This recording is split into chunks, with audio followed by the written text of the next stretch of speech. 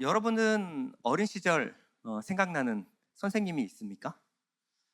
저는 지금까지도 잊지 못하는 초등학교 선생님이 있습니다. 당시는 국민학교였죠. 김영희 선생님이라는 분인데 참 지금도 많이 그립고 보고 싶은 선생님입니다. 저는 어린 시절에 지금도 그렇지만 굉장히 내성적이고 소극적인 아이로 자랐습니다. 그리고 지금 원로 목사님은 원로 목사님 이제 목사님이시지만 예전에 사업하다가 어려움을 겪으셔서 저희 집은 참 가난하고 힘들게 자란 기억이 있습니다. 그 시절에는 그렇게 가난이 왜 그렇게 부끄럽고 좀 숨기고 싶었는지 잘 모르겠어요. 그때는 그게 부끄러웠습니다. 학교를 다니면서도 눈에 안 띄는 왔다 갔는지도 모르는 그런 학생으로 저는 계속 자랐습니다. 근데 선생님은 제게 특별히 관심을 가져주셨어요. 뭐 하나 내세울 것 없고 정말 말 한마디 없는 학생이었는데 지나가면서 괜히 관심 가져주시고 말 한마디 걸어주시고 따뜻한 말 한마디 해주셨습니다. 기억에 남는 것은 겨울철에 이제 차가운 손을 제 등에다 갑자기 집어넣으시고 즐거워하시는 선생님의 표정이 아직도 기억이 납니다. 제가 워낙 내성적이어서 뭐라고 말을 못하고 선생님 보고 웃어줬는데 그 표정이 너무 어색해서 재밌었다라고 선생님이 예전에 이제 말씀하신 기억이 있습니다. 그때는 정말 한없이 큰 선생님이었지만 지금 생각해 보면 20대 후반, 30대 초반 정도 됐을 것 같아요. 선생님의 관심이 처음에는 이제 내내 부담스럽고 제가 어떻게 대처해야 될지를 잘 몰랐었는데 집에 돌아와서 뭐 할 게 없으니까 이런저런 생각하다 보면 선생님이 하신 말씀이 계속 제 마음속을 맴돌았습니다. 선생님이 이런 말씀을 해주셨거든요. 주연아, 선생님은 참 많은 아이들을 만나는데 너는 좀 특별한 것 같아. 너는 보면 참 기대가 돼. 저를 잘 모르고 그냥 하신 말씀일 수도 있어요. 그런데 저같이 내성적인 사람은요, 한마디 말하면 그렇게 생각을 많이 합니다. 진짜일까? 특별한가? 거울 한번 봤다가 뭐가 특별할까? 이런 생각을 많이 했었습니다. 자신감 없고 의기소침해 있는 사람을 다시 일으켜 세우는 거는요, 뭐 대단한 일이 아닐 수도 있습니다. 따뜻한 관심과 말 한마디가 그 사람에게 다시 살아갈 용기를 줄 수도 있다는 것을 저는 경험으로 참 잘 알고 있습니다. 술람미는요, 예전에는 원래 굉장히 내성적이고 또 복잡하고 어려운 문제는 회피하려는 어린 신부에 불과했습니다.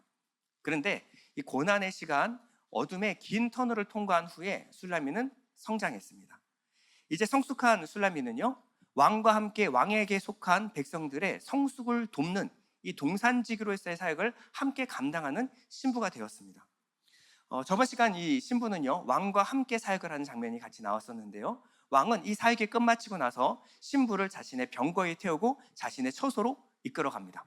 그리고 하루 종일 고생했을 신부를 자신의 무릎에 앉혀놓고 머리부터 발끝까지, 정확히는 발끝에서 머리까지 칭찬하는 장면이 오늘 본문입니다. 이걸 뭐라 그러냐면 와츠프라는 문학 양식이라 그랬죠. 사람의 신체를 가지고 그 아름다움을 묘사하는데 어떻게 아름다운지, 뭐가 왜 아름다운지를 구체적으로 설명하는 문학 기법이라고 말씀드렸습니다. 아가서에는 총 4번의 와츠프가 등장을 하는데요, 중요한 와츠프가 2가지입니다. 4장의 와츠프 한 번, 오늘 7장의 와츠프가 아가서의 가장 중요한 와츠프입니다. 4장에는요, 신혼 첫날 밤을 보내는 2 남녀의 와츠프였다라고 한다면요, 7장은 성숙한 술람미를 향한 와츠프입니다. 이 2 와츠프는 강조점이 좀 다른데요, 4장의 와츠프는 신랑을 위하여 단장한 신부의 아름다움, 이 핵심은요, 바로 내면의 순결과 정결, 성품에 있습니다. 근데 6장의 어두운 영혼의 긴 터널을 통과하면서 이 술라미는 성숙의 성숙을 거듭했습니다. 그래서 전 시간에 하나님 나라의 병거와 마병이 된, 하나님 나라의 대표, 하나님 나라의 리더가 된 술라미의 아름다움을 보았습니다. 7장에 가서는요, 생명을 낳고 기르는 성숙한 여인으로서의 그 삶의 강조점이 있어요. 그래서 4장의 와치프는요, 머리부터 해서 발끝으로 내려가면서 칭찬을 했다라고 한다면요, 7장은요, 칭찬이 발부터 해서 위로 올라오는 형태로 칭찬을 합니다. 우리 기독교인들은요, 이 내면의 성숙에 많은 관심을 가지고 있습니다. 그래야 기독교인이죠. 그러나 여기서 머무르면 안 됩니다. 우리 마음과 생각으로부터 변화를 받는 것은 맞습니다. 이게 구원의 시작입니다. 그러나 우리의 구원은요, 거기서 머물지 않습니다. 반드시 우리의 변화된 삶으로 그 열매로 드러나야 되는 것이 바로 우리의 복음인 줄 믿습니다. 7장 1절에 보면요, 신을 신은 신부의 아름다운 발을 칭찬하는데요, 7장 1절입니다. 귀한 자에 따라 신을 신은 내 발이 어찌 그리 아름다운가. 자, 신을 신은 발이 아름답다라고 이야기하고 있죠. 이 아름다움이 무엇일까요? 성경에서 발은 우리가 어디서 와서 어디로 가는가, 삶의 목적과 방향을 상징하는 것이 발이에요. 성경은요, 평안의 복음을 전하는 발이 아름답다라고 말하고 있죠. 이사야서 52장 7절입니다. 좋은 소식을 전하며 평화를 공포하며 복된 소식을 가져오며 구원을 공포하며 시온을 향하여 이르기를 내 하나님이 통치하신다 하는 자의 산을 넘는 발이 어찌 그리 아름다운가. 이 아름다운 발은요, 하나님의 평안의 복음을 전하는 발입니다. 우리가 살아가는 목적과 이유가 다른 것이 아닌 하나님의 말씀, 그 말씀을 전하는 것, 복음을 전하기 위하여 살아가는 삶이 얼마나 아름다운가라고 말하는 것입니다. 그래서 로마서 10장 15절은 아름답도다 좋은 소식을 전하는 자의 발이여 라고 말합니다. 성경은 어떤 자를 아름답다고 하는가? 나를 위하여 살아가는 것이 아니라 가난하고 힘들고 억눌린 자들에게 평화의 복음을 전하는 자의 삶이 아름답다라고 성경은 말하고 있습니다. 왕은요, 신부의 다리를 보석과 같다라고 말하고 있는데요, 1절 하반절에 보면요, 내 넓적다리는 둥글어서 숙련공의 손이 만든 구슬개미 같구나. 자, 직역성경으로 보겠습니다. 내 넓적다리의 마디는 정교한 기술자의 손으로 만든 보석들 같다. 자, 다리가 보석 같다라고 말하고 있습니다. 우리 남자들은요, 보통 운동하면 가슴 운동 많이 합니다. 눈에 보이는 게 팔하고 가슴이다 보니까 가슴 운동 많이 하지만 제일 중요한 것은 다리의 힘입니다. 다리는요, 몸을 떠받치는 힘을 상징합니다. 그래서 이 원어로 보면 이 다리가 아니라 쌍수로 두 다리를 칭찬하고 있는 모습을 알 수가 있는데요. 자, 술람미의 이 두 넙작다리는 무엇을 닮았는가? 이 성전을 떠받치고 있는 튼튼한 두 기둥과 같다라고 말하고 있는 거예요. 자, 고난을 통과한 신부는요, 인생의 고난의 무게를 견뎌낼 수 있는 아름답고 굳센 다리를 갖고 있다라고 칭찬하고 있는 겁니다. 그래서 정교한 기술자의 손으로 만든 성전 기둥의 보석과 같이 튼튼하고 아름답다라고 칭찬을 하고 있는 것입니다. 2절에 보면요, 배꼽을 칭찬하는데요, 배꼽은 섞은 포도주를 가득히 부은 둥근 잔 같고. 자, 배꼽이 의미하는 바가 뭘까요? 배꼽은요, 쇼레르라는 말입니다. 쇼레르는 그저 배꼽이 아니라 가운데를 상징하고요, 탯줄을 함께 함의하고 있는 말입니다. 자, 탯줄이 뭘까요? 탯줄은 어린아이에게 생명줄입니다. 이 생명선을 말하는 거예요. 근데 술람미의 배꼽은요, 탯줄은 좋은 것만 고루 섞은 포도주를 가득 부은 둥근 자같이 최상급 포도주가 그에게 흘러간다라고 칭찬을 하고 있습니다. 자, 포도주는 바로 언약과 기쁨을 상징하는 것이 포도주죠. 자, 술람미의 탯줄에 연결된 아이는요, 이 기쁨과 평안이 넘쳐납니다. 뱃속의 자녀는요, 부모를 닮는다라고 해요. 그래서 부모가 먹는 것을 자녀가 먹고요, 부모가 웃으면 태아도 함께 웃고 있대요. 부모가 짜증내고 화를 내거나 슬퍼하면 이 모든 감정이 태아에게 흘러간다라고 합니다. 이 아이가 태어나도요, 이 생명선은 엄마하고 연결이 되어 있는 것 같아요. 그래서 아이들은요, 엄마의 표정을 참 많이 닮습니다. 아이의 말투와 표정은 엄마를 많이 닮아 있어요. 엄마가 걱정, 의심, 짜증이 많으면요, 아이도 반드시 걱정, 의심, 짜증이 많습니다. 아이의 말투는요, 엄마가 말하는 것들을 그대로 따라서 말합니다. 탯줄을 끊어도 이 생명줄이 연결이 되어 있기 때문에 그래요. 이 제자라고 하는 영적 제자들은요, 영적 스승의 신앙과 굉장히 많이 닮아 있습니다. 영적 스승이요, 열심히 말씀을 곱씹어서 먹여주는 것을 먹고 자라나기 때문에 스승의 영성과 굉장히 많이 닮아 있습니다. 1년에 한 번씩 저는 필리핀에 선교로 가는데요, 이 안재근 선교사님 밑에서 함께 사역하는 사역자들은요, 그 제자들은 안재근 선교사님을 너무나 많이 닮아 있습니다. 리틀 안재근이라고 부를 정도로 말투도, 표정도, 설교 스타일도, 그리고 성경 묵상하는 방식도 굉장히 많이 닮아 있어요. 만약에 영적 스승이요, 슬프고 한서린 신앙을 갖고 있으면요, 그 제자들도 슬프고 한이 서린 신앙생활을 할 가능성이 상당히 높습니다. 영적 스승이요, 축제와 기쁨의 신앙이면 이 제자들도 축제와 기쁨의 신앙생활을 할 가능성이 매우 높습니다. 술람미의 이 탯줄은요, 최상급 포도주만 그에게 흘려보냈다라고 칭찬하고 있는 거예요. 술라미의 탯줄에 이 생명줄과 연결되어 있는 아이는요, 항상 기쁨과 평안함이 넘쳐난다라고 칭찬하고 있는 것입니다. 신랑은요, 이 밀단 같은 신부의 허리를 아름답다라고 말합니다. 7장 2절에 보면요, 허리는 백합화로 두른 밀단 같구나. 백합화로 두른 밀단 같다. 자, 밀단이 뭘까요? 밀단. 여러분들은 밀단을 볼 일이 거의 없으시죠? 자, 저게 밀단인데요, 밀을 추수해서 묶어놓은 것이 바로 밀단입니다. 자, 묶어놓으면 그 허리가 잘록하게 들어가죠. 그냥 끈으로 대충 묶어놓은 것이 아니라 백합화로 묶은 밀단 같다라고 말하고 있어요. 자, 이 허리가 상징하는 바가 무엇이냐면요, 허리는 베텐이라는 말인데요, 베텐은 배와 자궁 그리고 자녀가 생산되는 것을 함께 상징을 합니다. 그래서 출애굽기 1장 5절 한번 읽어볼까요? 야곱의 허리에서 나온 사람이 모두 70이요 요셉은 애굽에 있었더라. 이 자손이 허리에서 나왔다라고 하는 것은 이 허리는 자녀가 생산되는 곳을 상징한다라고 우리가 알 수 있겠죠. 자, 근데 이 허리, 자녀가 생산되는 곳이 밀단 같다, 풍성한 곡식단 같다라고 하는 말이 무슨 의미일까요? 이 여자는 많은 생명의 어머니, 그리고 풍성한 생명을 낳아 추수하는 성숙한 여인이다라고 칭찬하고 있는 겁니다. 지금은 애잘나게 생겼다라는 말이 별로 칭찬이 아니죠. 네. 근데 막 20, 30년 전만 하더라도 어른들이 항상 칭찬하는 것은 참 애 잘나게 생겼다, 이게 칭찬이었습니다. 지금은요, 허리도 잘록하고 그리고 키도 크고 늘씬한 여인들을 선호하는 것 같아요. 그런데 고대로부터의 아름다움은요, 아이를 낳아서 기를 수 있는 풍성한 몸매를 가진 여인을 칭찬을 했습니다. 그래서 고대 미인의 기준을 보면요, 이 비너스를 보면요, 배가 통통하고 허벅지도 튼튼하고 엉덩이와 가슴도 큽니다. 그러니까 지금으로 하면 이 항아리 같은 몸매. 우리 지금은 빼야 될 뱃살들이 여기저기 좀 보이죠. 그런데 저 때는 저게 가장 아름다운 몸매였습니다. 주님은 우리에게 기대하시는 바가 있습니다. 주님은 우리에게 영과 생명의 말씀을 주어서 열매를 맺기를 원하시는 거예요. 주님의 말씀은 그저 교훈이 아니라, 주님의 말씀은 여러분들에게 그냥 해라 하지 말라는 법령이 아니라 영과 생명의 말씀이라고 주님 말씀하시죠. 요한복음 6장 63절에 보면요, 살리는 것은 영이니 육은 무익하니라. 내가 너희에게 이른 말은 뭐라고요? 영과 생명의 말을 주신다라는 거예요.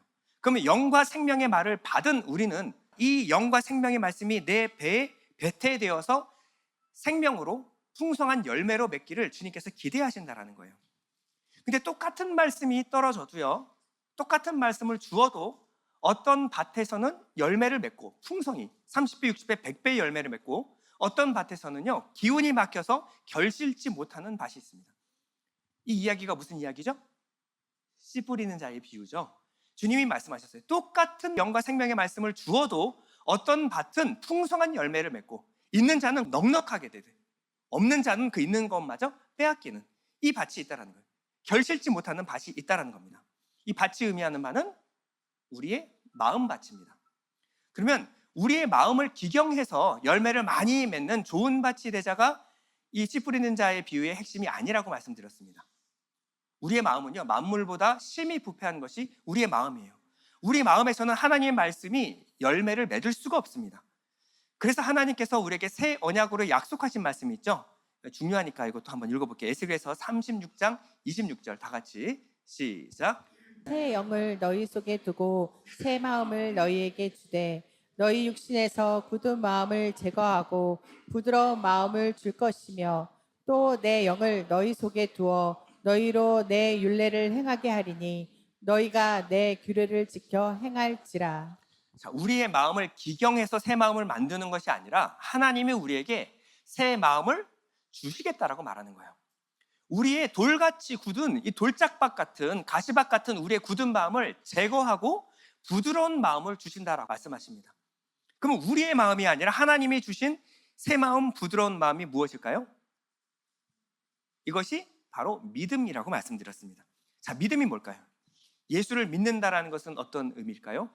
자, 믿음은요, 내 안에 심은 이 생명의 말씀이신 예수 그리스도를 사랑하게 되므로 내 삶의 모든 양분을 걸음으로 양도하는 것, 기꺼이 내어드리는 것, 내 삶의 시간과 물질과 열정, 이 모든 것을 주님을 위하여 살아가겠다, 주님께 내어드리는 것을 믿음이라고 말씀드렸습니다. 그래서 내가 믿습니다 하고 내게 좋은 거 주실 줄 믿습니다가 믿음이 아니라, 나를 부인하고 주님을 위하여 내 삶을 내어드리는 것, 내 삶을 맡기는 것, 이것이 믿음이라고 합니다. 그래서 로마서 14장 7절에 보면요, 우리 중에 누구든지 자기를 위하여 사는 자가 없고 자기를 위하여 죽는 자도 없도다. 우리가 살아도 주를 위하여 살고 죽어도 주를 위하여 죽나니 그러므로 사나 죽으나 우리가 주의 것이로다. 자, 이것이 바로 믿음입니다. 그래서 내가 사는 것이 아니라 내 안에 예수께서 사는 것, 질그릇 같은 나에게 주신 그 보배를 위하여 내가 깨어지는 삶, 이것이 바로 믿음의 삶입니다. 술라미는요, 믿음의 여인이었습니다. 자신을 위하여 사는 것이 아니라 자신에게 준 그 생명을 위하여 기꺼이 헌신할 줄 아는 믿음의 여인이었다라고 칭찬을 하고 있는 것입니다. 3절에 보면요, 두 유방은 암사슴의 쌍태 새끼 같고, 자, 이 두 유방, 이 의미하는 바는 성경에서 젖가슴은 항상 말씀으로 양육하는 능력을 상징한다라고 말씀을 드렸습니다. 그래서 베드로전서 2장 2절에 보면요, 갓난 아이들 같이 순전하고 신령한 젖을 사모하라. 이는 그로 말미암아 너희로 구원에 이르도록 자라나게 하려 함이라. 여러분, 우리는 복음을 전하고 끝내서는 안 됩니다. 그저 복음을 예수 전하고 끝나는 것이 우리의 사명이 아니라 가르쳐서 지키게 하라. 지키게 하는 데까지가 우리의 사명이라는 거예요. 생명은요, 반드시 뿌렸으면 보호와 양육이 필요합니다. 쌍태 같은 유방을 가진 이 여인은요, 그저 아이를 낳았을 뿐만 아니라 아이를 양육할 수 있는 능력을 가진 여인이었어요. 여러분들은 여러분에게 맡겨주신 영혼을 보호하고 양육하고 먹이셔야 합니다. 여러분들은 주위에 여러분들이 먹이는 영혼이 있습니까? 여러분들을 통하여 성장하는 영혼이 있습니까?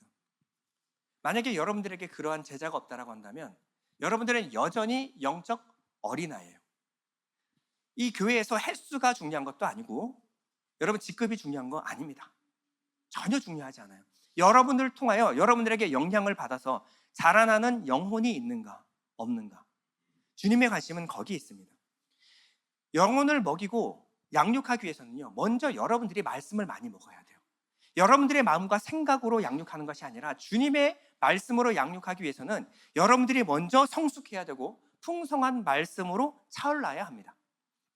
4절에 보면요, 목은 상아망대 같구나, 눈은 헤스본 바드라빔 문 곁에 있는 연못 같고 코는 다메섹을 향한 레바논 망대 같구나.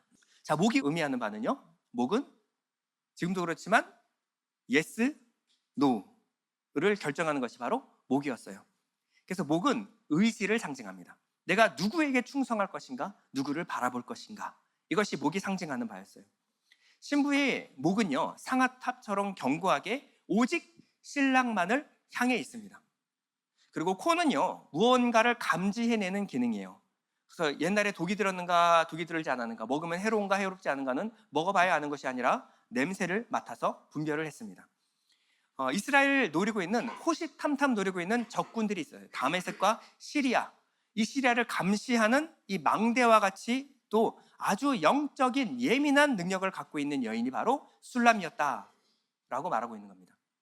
여러분, 교회는요, 수용하고 포용할 수 있는 능력도 있어야 되지만 이 시대의 악한 영적 세력을 분별할 수 있는 분별력이 있어야 됩니다. 이 말씀이 주님으로부터 온 말씀인가, 주님의 가르침인가, 그렇지 않은가를 분별할 수 있는 능력을 가져야 돼요. 술람미는요, 그저 수용하고 포용하는 사람이 아니라 주님의 말씀이면 아멘으로 순종하고 주님의 말씀이 아니고 주님의 가르침이 아니면 노라고 분별할 수 있는 영적인 민감함을 가진 여인이었다라고 칭찬하고 있는 것입니다. 자, 오늘 우리가 주목해 봐야 될 것은요, 눈인데요. 4장에서 우리 술람미의 눈을 뭐라고 칭찬을 했냐면요, 4장에서는 비둘기 같다. 기억나십니까? 비둘기 같다. 비둘기는 싱글 포커스, 한 사람만 바라보는 눈을 상징하는 거였어요. 그런데 오랜 시간 고난을 통해 성숙한 술람미의 눈은 무엇과 같다? 하반절에 보면 눈은 헤스본 바드라빔 문 곁에 있는 연못 같다. 자, 바드라빔 연못은요, 이 물이 맑기로 유명한, 지금도 유명한 휴양지입니다. 근데 이 여인의 눈이 맑은 연못 같다라는 것은 무엇을 의미하는 걸까요? 자, 연못같이 눈에 눈물이 가득했다라는 말입니다. 자, 이 눈은요, 전도자의 눈이고 영혼을 섬기는 자의 눈이에요. 자, 영혼을 섬기고 그리고 하나님 말씀을 전하면요, 눈에 눈물 흘릴 일이 많습니다. 영혼을 섬기다 보면요, 울 일이 참 많아져요. 여러분, 성경에서 이 많이 울었다, 많이 운 선지자, 눈물의 선지자 하면 누가 생각나시죠? 그렇죠, 예레미야입니다. 여러분, 선지자인데, 목사님인데 별명이 울보예요. 그러니까 울보 목사 뭐 이런 겁니다. 눈물의 선지자, 멋있게 했지만 예레미야가 왜 울었죠? 아무리 해도 자기만 몰라줘서, 자기가 핍박받아서 그래서 울었나요? 예레미야가 운 것은요, 망해가는 이스라엘을 향해서 울었습니다. 아무리 복음을 전해도, 아무리 하나님 말씀을 전해도 듣지 않는, 멸망으로 치달아가는, 파멸로 향해 가는 이스라엘을 향해서 운 것입니다. 죽임당한 딸 유다를 향해서 울었어요. 말씀을 전해도 절대 듣지 않는, 돌이키고 회개하지 않는 이 이스라엘 백성을 향해서 항상 눈물이 마를 날이 없었습니다. 바울이 또 이 눈물을 갖고 있었죠. 바울은 어떻게 기도를 했는지 로마서 9장 1절을 볼게요. 내가 그리스도 안에서 참말을 하고 거짓말을 아니하노라.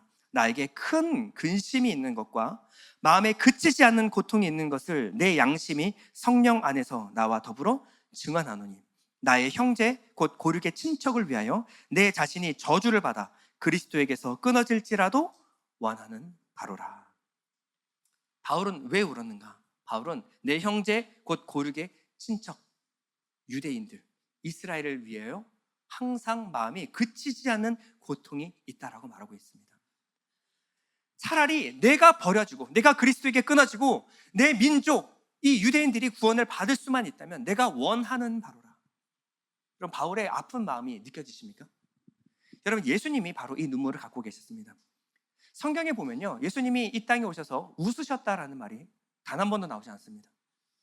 이 땅에 오셔서 죄악 가운데 살아가고 있는 자신의 백성들을 향해서 웃을 날이 단 한 번도 없었어요. 근데 주님이 우셨다라는 말은 성경에 3번이나 나옵니다.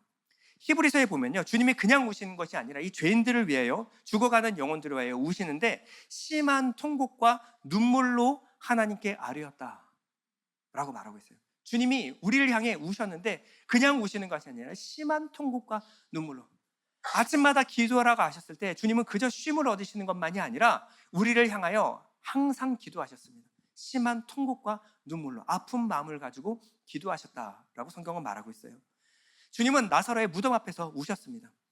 부활 생명이 여기 있는데 내가 곧 부활이요 생명이니 아무리 말해도 깨닫지 못하는 이 영혼을 보시고 심령이 비통하여 눈물을 흘리셨습니다. 주님은요, 멸망당할 이스라엘, 예루살렘 성을 바라보시면서 우셨는데요, 끝내 회개하지 않고 돌아오는 백성들을 향해서 암탉이 그 새끼를 품은 같이 내가 너희를 품으려고 몇 번이나 하였더라. 근데 너희가 원치 아니하였다. 그리고 눈물 또르르 흘린 게 아니고 그때 무너져서 주저앉아서 우셨습니다. 주님 보시기에 아름다운 눈은요, 주님의 이 아픈 마음을 함께 가진 사람, 이 영혼을 위하여 아파하고 눈물을 흘리는 그 눈을 주님은 아름답다 그리고 사랑스럽게 봐주십니다.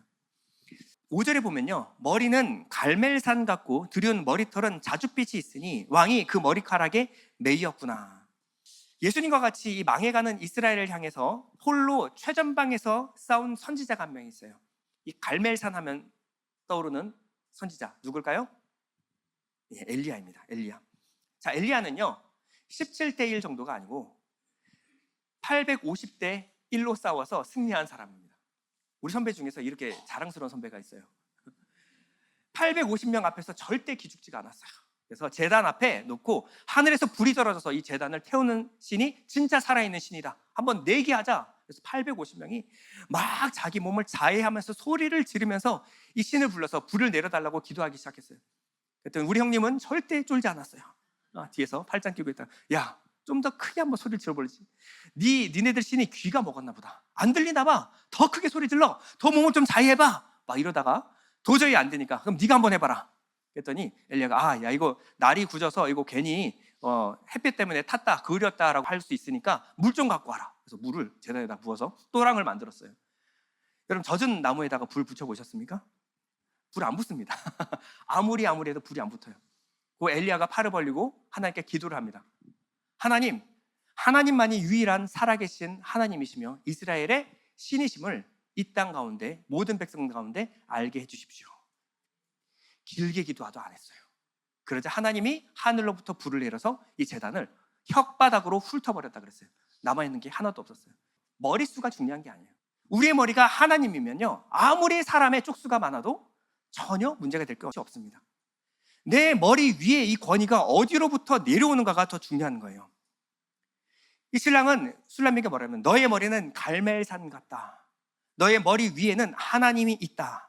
이어서 그래서 머리털은 자줏빛이 있다라고 칭찬합니다. 이 자줏빛은요, 존귀한 자, 왕을 상징하는 색깔이었어요. 왕 외에는 입을 수 없는 색깔이 바로 자주색 옷이었습니다. 근데 술람미의 머리가 왕, 주님이심을 만천하에 드러나기 시작했다. 이 자줏빛은 왕을 상징하는 색깔이거든요. 모든 사람이, 이제는 내면만이 아니라 모든 사람이 볼 때, 술람미를 볼 때 술람미의 머리는 누구다? 하나님이며 왕이다. 그 당시 아무리 잘 나가는 장수가 와도요, 장군이 와도 이 왕후 앞에서는 무릎을 꿇고 머리를 조아려야만 했습니다. 이 여인이 두려운 게 아니에요. 여인의 머리가 누구다? 그 여인 뒤에는 왕이 있다. 그 왕의 권위 앞에서 무릎을 꿇는 것입니다. 술람미는요, 이 머리 위에 누가 있다? 주님이 있음을 만천하가 알만한, 이걸 뭐라 그러냐면 왕후의 품격이라고 합니다. 이게 권위, 카리스마라고 하는 거예요. 자신의 어떤 재능이 아니라 하늘로부터 내려준 권위, 이것이 바로 술람미의 머리가 자줏빛이다라는 말입니다. 왕이 그 술람미 여인의 머리카락에 매였다라고 말하죠. 자, 자줏빛 머리카락을 가진 이 아름다움에 사로잡혀 버린 것입니다. 여러분, 주님이 머리가 된 사람, 주님의 마음으로, 주님의 생각으로 일하는 사람을 주님은 그 곁에서 떠나질 못해요. 주님이 사랑하십니다. 우리가 우리에게 맡겨주신 영혼을 사랑하게 되면요, 주님이 우리에게 꼼짝을 못하십니다. 주님의 마음이 어떤 마음일까요? 한 영혼이라도 다시 돌아오길 애타게 기다리시는 주님의 마음, 이 마음을 가지고 사역하는 사역자들을요, 주님은 항상 그 곁에서 떠나질 않는다라는 거예요. 그 사람의 머리에 매였다라고 말하는 겁니다. 이 긍휼한 마음으로 영혼을 품어 안는 자를 주님은 사랑하신다라는 말입니다. 이러한 사람이 있었어요. 바로 모세입니다. 여러분, 이스라엘 백성들이 출애굽 때부터 모세의 말을 들어요, 안 들어요? 정말 안 듣습니다. 정말 모세를 향해서 원망과 불평을, 비난을 쏟아붓고 퍼부어요. 그리고 모세가 잠깐만 떠나면 그냥 또 죄를 짓고 우상 숭배하고, 하나님이 도저히 못 봐주겠으니까 뭐라고 말씀하시냐면, 내가 이 백성들 내가 싹 다 죽여버리고 모세 너를 통해서 다시 민족을 일으키리라. 주님 그러셨잖아요. 아브라함을 통하여 이렇게 이스라엘을 시작하셨습니다. 근데 아브라함 100세 때 자식 하나 낳았잖아요. 근데 모세 80세입니다. 충분히 가능하죠. 하나님이 너를 통해서 민족 다시 시작해. 이놈들은 안 되겠다. 내가 싹 다 진멸해버리라. 근데 모세가 뭐라고 말합니까? 출애굽기 32장 32절에 보면요, 모세가 여호와께로 다시 나아가 여짜오되 슬프도소이다. 이 백성이 자기들을 위하여 금신을 만들어 싸우니 큰 죄를 범하였나이다. 자, 여러분 자세히 보시면요, 이게 누구의 마음일까요? 슬프도소이다. 이 백성이 자기들을 위하여 금신을 만들어 싸우니 큰 죄를 범하였나이다. 여러분, 이게 하나님의 아픈 마음입니다. 이 백성들이 자기를 위하여 금신을 만들었구나. 하나님 마음이 어떻다고요? 슬프다. 근데 이 마음을 누가 갖고 있느냐? 모세가 갖고 있는 거예요. 모세가 이어서 이렇게 기도합니다. 그러나 이제 그들의 죄를 사하시옵소서. 그렇지 아니하시오면 원하건대 주께서 기록하신 책에서 내 이름을 지워버려 주옵소서. 여러분, 이 슬프도소이다는요, 그냥 슬픈 게 아니라, 하나님 너무 아프고 괴로워서 견딜 수가 없습니다, 이런 단어예요. 하나님의 백성이 하나님에게서 끊어졌습니다. 그러나 이 백성들을 용서하시고 고쳐주십시오. 그렇지 않으면 저도 이 백성들과 함께 멸망당하겠습니다. 하나님 어떻게 했어요? 하나님이 뜻을 돌이키십니다. 여러분, 하나님의 뜻을 돌이킬 수 있는 사람이 있습니까? 모세의 기도를 듣고 하나님이 자신의 뜻을 돌이켰어요. 하나님이 모세 앞에 꼼짝을 못 하시는 겁니다. 왜 그럴까요? 하나님의 긍휼한 마음을 가지고 이 영혼을 품는 순간 하나님의 본심을 꿰뚫고 있는 한 사람을 만나는 순간 하나님이 그 사람 앞에서 꼼짝을 못해요. 아무리 세상이 타락해도요, 하나님은 그 의인 한 명을 보고 용서하신다 그랬어요. 이 한 사람, 이 영혼을 품는 한 사람을 보고 하나님의 모든 심판과 진노를 거두신다라고 말했습니다. 하나님이 가장 약한 사람, 한 영혼을 품어 안는 사람입니다. 예수 그리스도가 그러셨죠.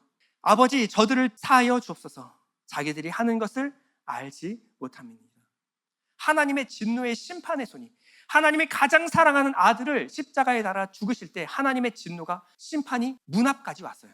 아침인데 해가 빛을 잃어버렸습니다. 여러분, 창세기에서 이것은요, 하나님의 진노의 날을 상징하는 거예요. 하나님의 진노가 끝까지 닥쳤는데 누가 팔을 벌리고 막았어요? 예수 그리스도가, 아버지 참으십시오. 저들이 하는 것을 알지 못합니다. 저들이 영을 받지 못하고 생명을 받지 못했기 때문에 하나님이 하시는 말씀을 알아들을 수가 없기 때문에 그렇습니다. 그러니 단 한 번만 참으십시오. 하나님은 하나님의 본심을 꿰뚫고 있는 이 한 사람에게 꼼짝을 못하는 거예요. 여러분, 저는요, 젊은 시절 굉장히 뜨거운 청년이었습니다. 걸어 다니는 법이 없었어요. 항상 뛰어다녔습니다. 주님이 나를 사랑하시고요, 그리고 주님이 내 삶을 책임져 주실 거라는 믿음 때문에 정말 불같이 뛰어다녔어요. 그게 그렇게 위로가 되고 힘이 되고 은혜가 됐었습니다. 주님 나 사랑하신다, 주님 나 사랑하신다. 근데 돌아보면요, 그것은 결국 나밖에 없는, 나에게 집중된 신앙이었어요. 그런데 철부지 같은 저에게 하나님께서 영혼을 붙여주기 시작했습니다. 한 영혼, 두 영혼 붙여주시는데, 아니 제 마음도 감당이 안 되는 저에게 영혼을 붙여주시면 어떻게 합니까? 제가 어떻게 영혼을 감당해요? 그런데요, 이 영혼을 통해서 제 인생이 꼬이기 시작했어요. 좌충우돌, 복잡하고 힘들게. 아니, 나 하나 주체하기 힘든 인생에 한 영혼이 들어오니까 인생이 정말 힘들게 꼬이기 시작하는데 정신이 없었습니다. 근데 이 영혼을 품게 되자 알게 되는 것은요, 저보다도 주님이 이 영혼을 더 많이 사랑한다라는 것을 알게 됐어요. 저보다도 이 영혼이, 주님의 사랑이 더 필요하다는 것을 제가 알게 됐습니다. 그때부터 하나님이 제게 지혜와 은혜를 부어주시는데, 그것은 제 마음도 아니고 제 힘과 능력도 아니었습니다. 주님께서, 하나님께서 그 아이들을 사랑하시는데, 저같이 이렇게 들쑥날쑥한 사람이 혹시라도 이 한 영혼을 놓을까봐, 포기할까봐 노심초사하시며 바라보시는 하나님의 표정을 보기 시작한 거예요. 혹시라도 이 영혼 놓고, 혹시라도 이 영혼을 또 잃어버릴까봐 하나님이 노심초사하시면서 애타는 마음으로 이 영혼을 바라보고 계셨습니다. 저는 힘든데, 저는 놓아도 100번 놓고 싶은데 주님께서 그 영혼을 끌어안고 놓질 않으시는 거예요. 그 주님의 끌어안으신 주님의 뒷모습을 보고 난 뒤에는 제가 영혼을 놓을 수가 없는 겁니다. 나는 힘든데 나보다도 더 애타는 마음으로 그 영혼을 향하여 끓는 마음으로 기도하시는 그 성령의 그 마음이 내게 전달되기 시작했습니다.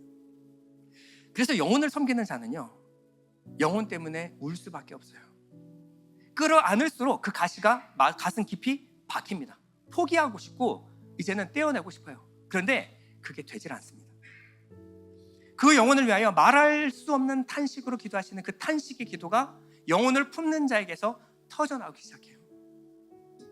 여러분, 영혼은 그냥 자라는 거 아닙니다. 씨 뿌려놓고 네 마음대로 어떻게든 성장해봐라, 절대 그렇지 않습니다. 한 영혼이 자라나기 위해서는요, 누군가의 희생과 헌신과 간절함이 동반돼야 돼요. 그 영혼을 끌어안고 사랑하는 한 사람이 있어야 그 영혼은 크는 겁니다. 여러분, 시작은 대단한 것이 아닙니다. 한 영혼에 대한 관심과 따뜻한 말 한마디예요. 너는 특별한 것 같아. 너를 보면 무언가 기대가 돼. 여러분, 여기서 시작해서 그 영혼을 품어안고 끌어안고 우는 한 사람을 주님 절대 놓지 않는다는 거예요. 주님은 그 사람을 책임져 주시고 다른 사람과 다르게 대우해 주십니다. 여러분, 그 사람의 기도를 하나님 응답해 주세요. 왜요? 바드라빔 연못가에 있는 그 눈물 가득한 눈을 가졌기 때문에 이 눈물을 소유한 자의 기도를 주님께서는 외면치 않으시는 줄 믿습니다. 시편 126편 5절인데요, 다 같이 읽고 마치도록 하겠습니다. 눈물을 흘리며 씨를 뿌리는 자는 기쁨으로 거두리로다.